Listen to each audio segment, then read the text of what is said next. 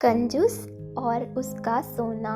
एक गांव में एक अमीर जमींदार रहता था। वह जितना अमीर था उतना ही कंजूस भी। अपने धन को सुरक्षित रखने का उसने एक अजीब तरीका निकाला था।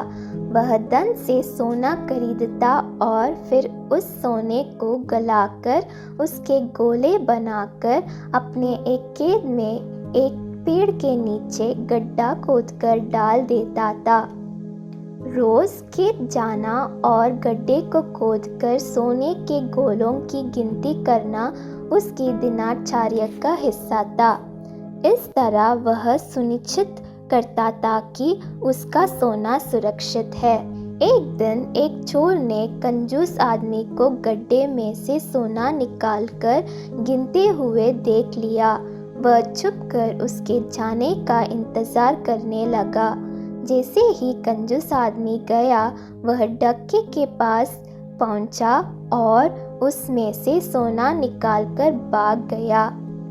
अगले दिन जब कंजूस आदमी खेत में गड्ढे के पास पहुंचा तो सारा सोना नदारद पाकर रोने पीटने लगा।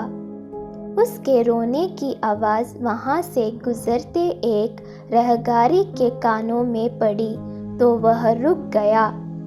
उसने कंजूस आदमी से रोने का कारण पूछा तो कंजूस आदमी बोला, मैं लूट गया, बर्बाद हो गया, कोई मेरा सारा सोना लेकर भाग गया, अब मैं क्या करूँगा? सोना किसने चुराया, कब चुराया? रहगारी आश्चर्य में पड़ गया। पता नहीं चोर ने कब इस गड्ढे को खोदा और सारा सोना लेकर 9-2-11 हो गया। मैं जब यहाँ पहुँचा तो सारा सोना गायब था। कंजूस आदमी बिलखते हुए बोला, गड्ढे से सोना ले गया? तुम अपना सोना यहाँ इस गड्ढे में क्यों रखते हो? अपने घर पर क्यों नहीं रखते? वहाँ ज़रूरत पड़ने पर तुम उसका आसानी से उपयोग कर सकते हो। रहगारी बोला, मैं अपने सोने को कभी हाथ नहीं लगाता। मैं उसे सहेज कर रखता हूँ और हमेशा रखता हूँ। यदि वो चोर उसे चुरा कर नहीं ले जाता। कंजूस आदमी बोला।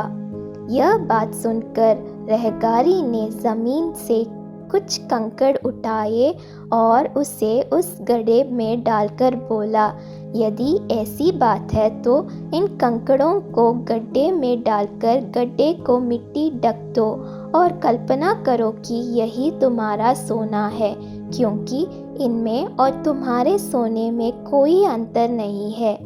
ये भी किसी काम के नहीं और तुम्हारा सोना भी किसी काम का नहीं था। उस सोने का तुमने कभी कोई उपयोग ही नहीं किया, ना ही करने वाले थे।